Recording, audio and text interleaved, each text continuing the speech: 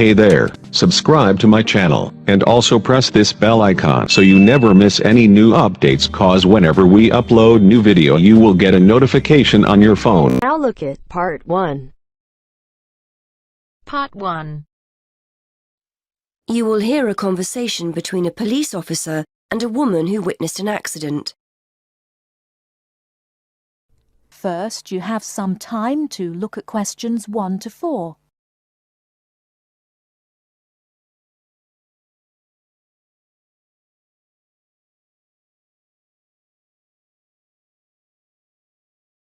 Now we shall begin. You should answer the questions as you listen, because you will not hear the recording a second time.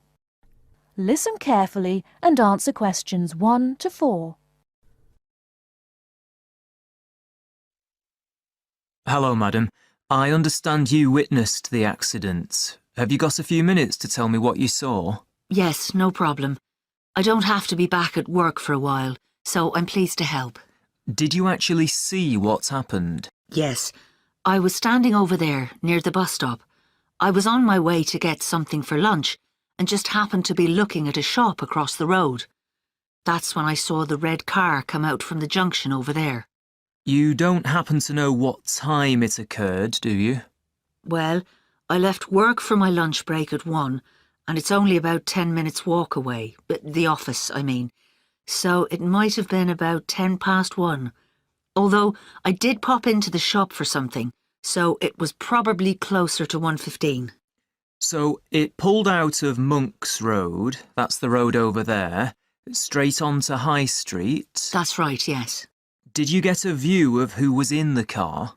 There were 3 of them. 2 in the front, the driver of course, someone in the passenger seat, and there was someone in the back. They were quite young. I doubt if they were much older than 20. Anyway, they came speeding out of the side road over there and hit that lady's bicycle. The driver didn't bother to stop to find out if she was okay. He just drove off along the main road towards the town centre. Is the woman okay? She should be fine. She banged her head when she came off the bike, so we've called for an ambulance. They always like to check you out in case you have concussion. But no, she seems fine. Before you hear the rest of the conversation, you have some time to look at questions 5 to 10.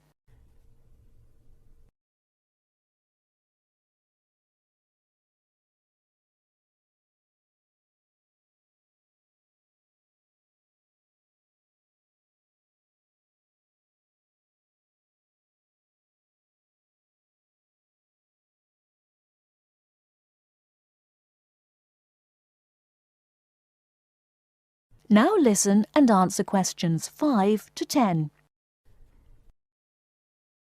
The bike doesn't look too good, though. I don't think she'll be using that again. I suppose she was very lucky, really. If they'd hit her instead of the front wheel, she could have been seriously injured. It looked like they were just in a hurry and didn't want to stop at the junction. I know the traffic lights aren't working there, so perhaps they thought they could just pull out. Could you give me a description of the car? Do you know the make and model? Well, I'm not very good with cars, but I'm pretty sure it was the same model as my husband's car, a Ford Fiesta. It was red, like I said, and quite old, and the door on the driver's side was damaged. It looked like it had been in another accident some time ago. I don't suppose you had a chance to take down the registration number, did you? I did, actually. Let me see. Y48BYW. Will that help you trace them? That's really helpful. It depends. It might be a stolen car, but at least we'll be able to trace the owner. If it wasn't stolen, then yes, we'll be able to find out the name of the driver. Now, would you mind giving me your contact details, just in case we need to get in touch about anything? Of course. What's your name? Mrs. Stansfield. Rita Stansfield. That's STANSFIELD.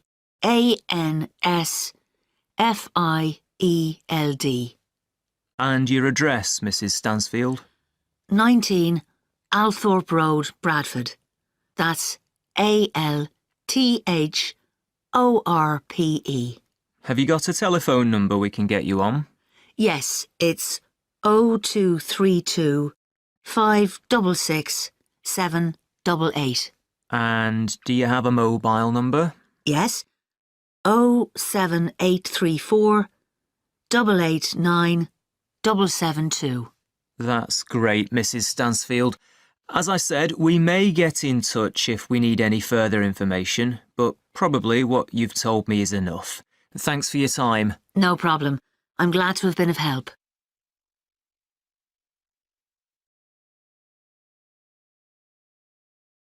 That is the end of part 1. You now have half a minute to check your answers.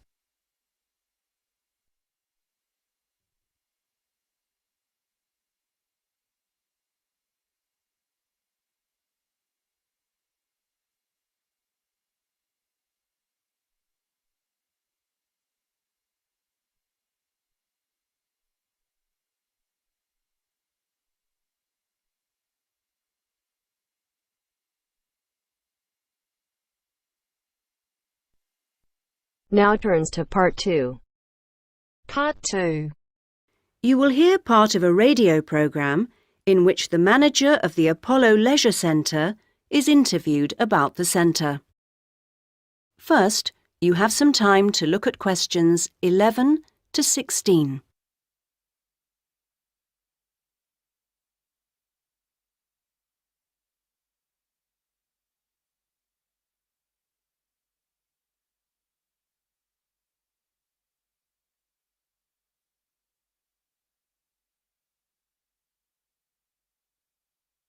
Now listen to the first part of the interview and answer questions 11 to 16.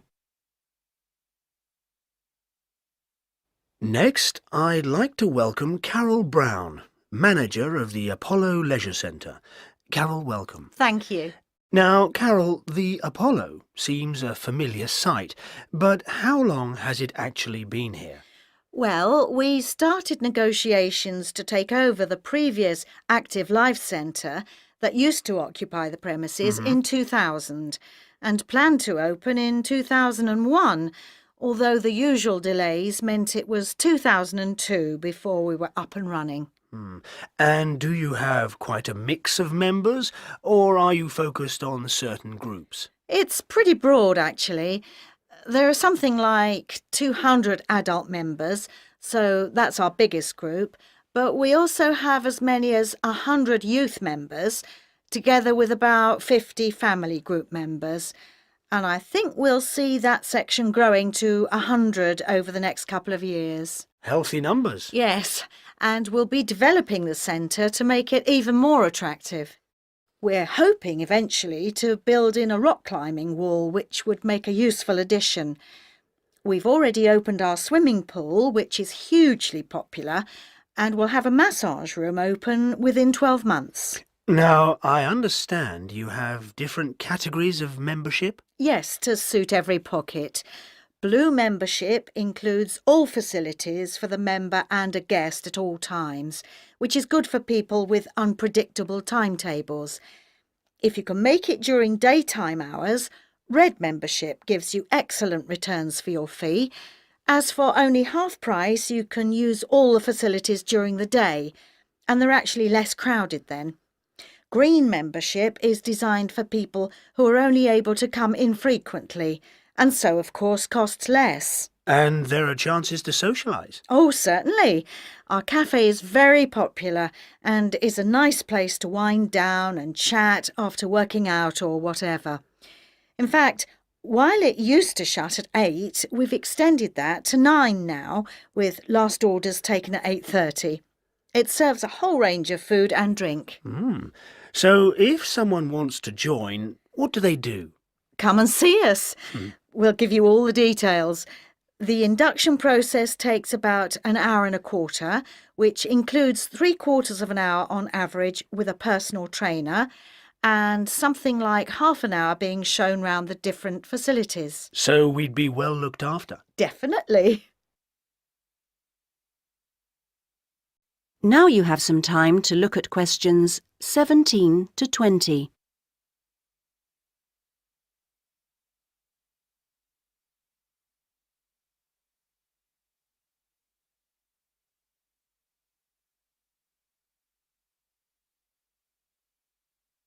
Now listen to the rest of the interview and answer questions 17 to 20.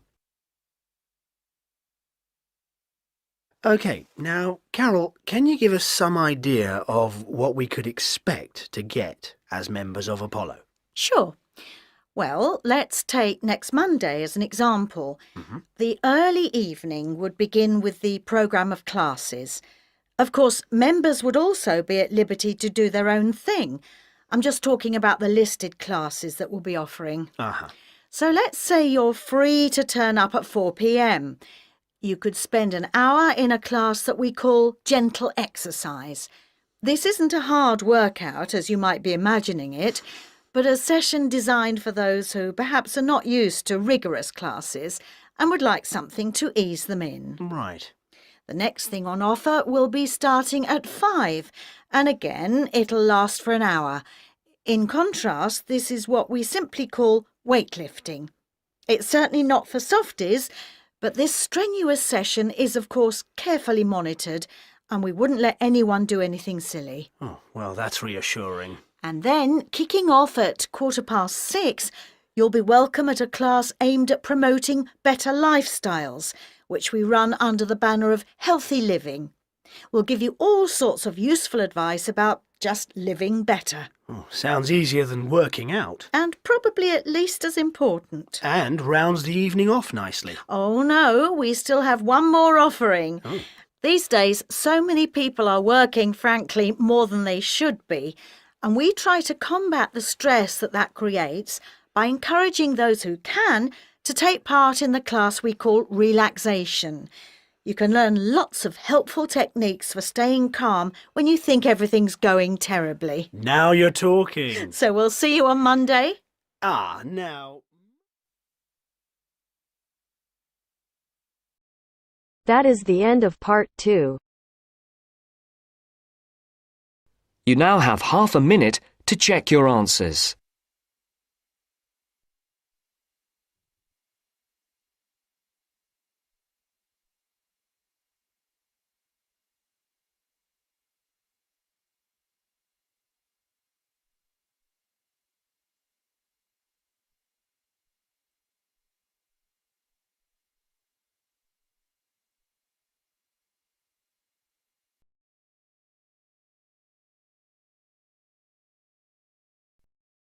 Now turns to part 3.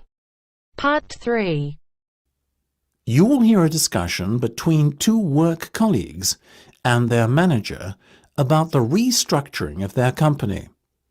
First, you have some time to look at questions 21 to 25.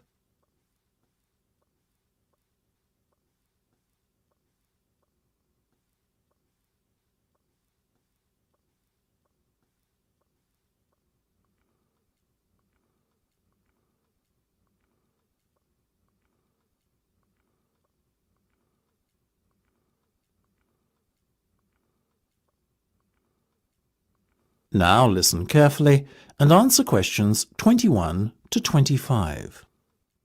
Come in, both of you. I believe you wanted to talk to me about something, is that right? Yes. Basically, all the staff are concerned about what the restructuring of the company is going to mean for them. None more so than myself and Nam, as we are the newest members. As I said to all staff at the meeting last week, there's no cause for concern. There will be no compulsory redundancies. All redundancies will be on a voluntary basis. Yes, we understand that, but to tell the truth, we just want a little reassurance that our jobs are safe. Look, Anne and Penny, the company isn't going to be short-sighted and let its bright young minds go. Besides, we've already met our target for the number of voluntary redundancies we want to secure. In fact, there's a waiting list. You know as well as I do that the age profile of staff at this company needs to come down. A lot of our employees are close to retirement age and are just going through the motions until they can take their pensions. That's why we decided on this redundancy initiative. We want to encourage those that would be happy to leave to do so and employ younger, more motivated staff. I guess that makes us feel a little better. But we're also worried about the upcoming salary review. What will it mean for us? Given the fact that the company's motivation for this restructuring initiative is not to cut costs, you needn't be worried that there will be a negative effect on your salaries. We are running a very profitable business and we will reward our top performers in the upcoming review.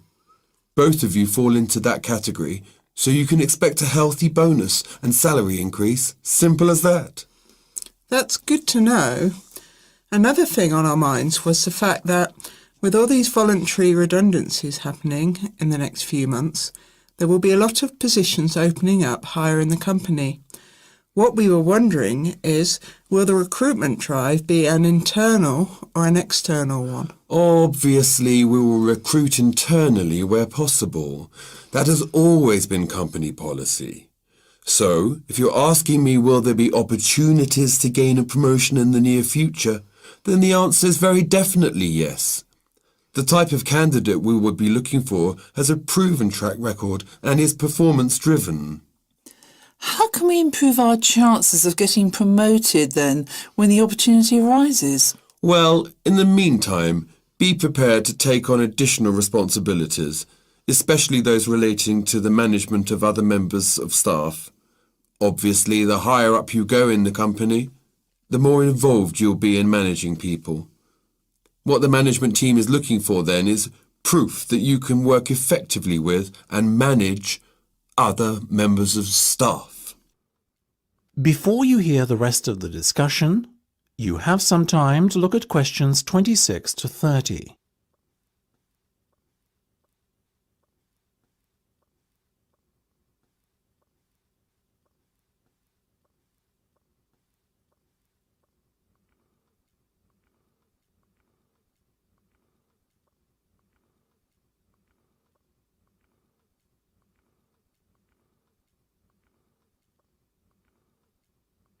Now listen and answer questions 26 to 30.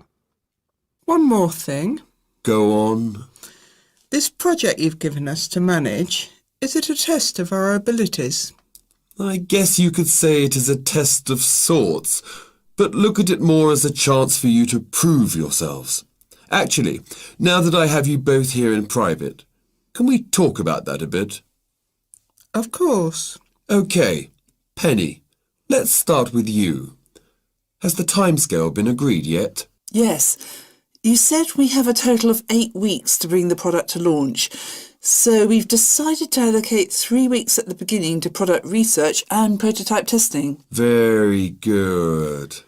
Then after that, we are going to spend a further 3 weeks formulating our marketing strategy and doing some research and testing on a sample of the target market itself to get some feedback. And presumably the last 2 weeks will be devoted to the launch? Exactly. Now, let's talk estimated costs. Well, you've given us a total budget of £100,000. Of that, we're allocating 50% to product development and testing, a further 25% to marketing, and £25,000 will be spent on the launch. Penny, give me a breakdown of the launch costs, would you? Sure. £10,000 will be spent on hiring and decorating the venue, £10,000 will be spent on promotional work, and the remaining money will be used to pay for catering and administrative costs. I'm very happy with that, to be honest. As I said, you guys should stop worrying. You're doing a fantastic job, so keep it up.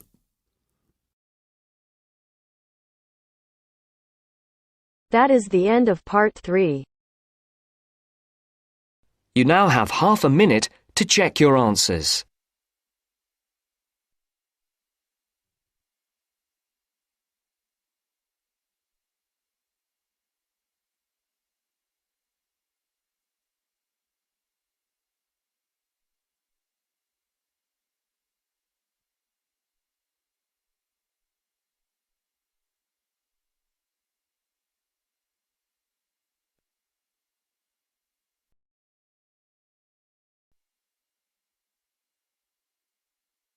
Now turns to part 4.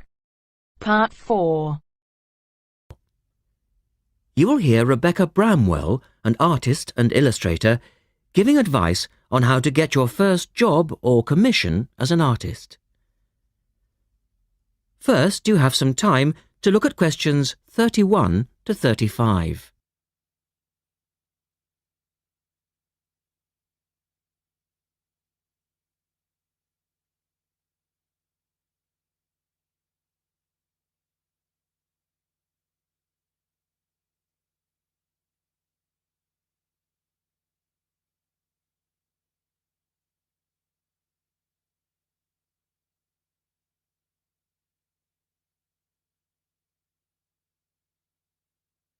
Now listen carefully and answer questions 31 to 35.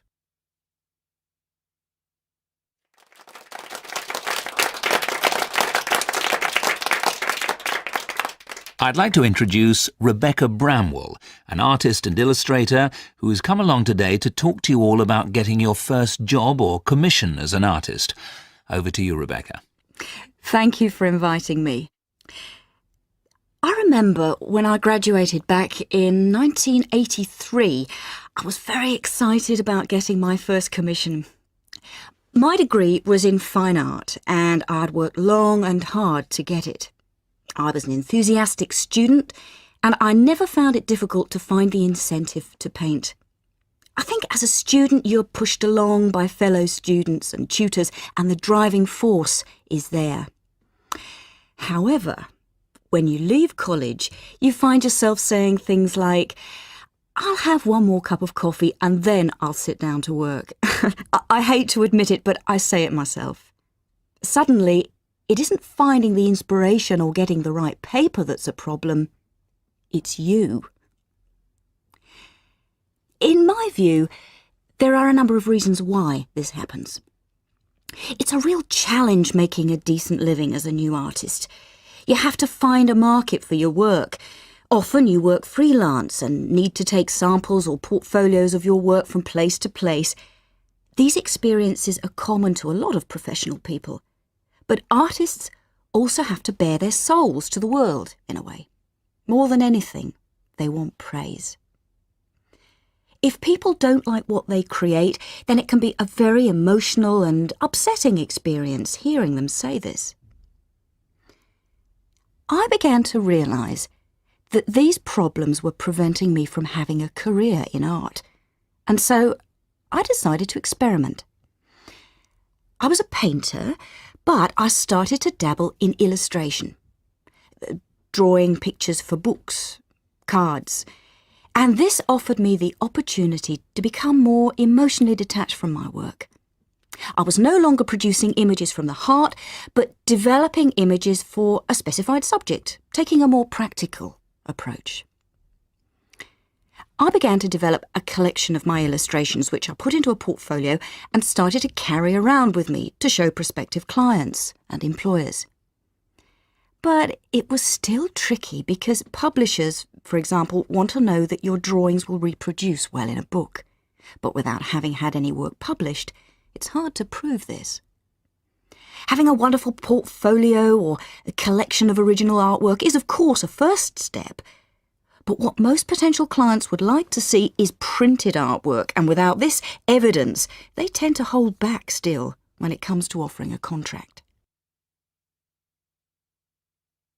Look at questions 36 to 40.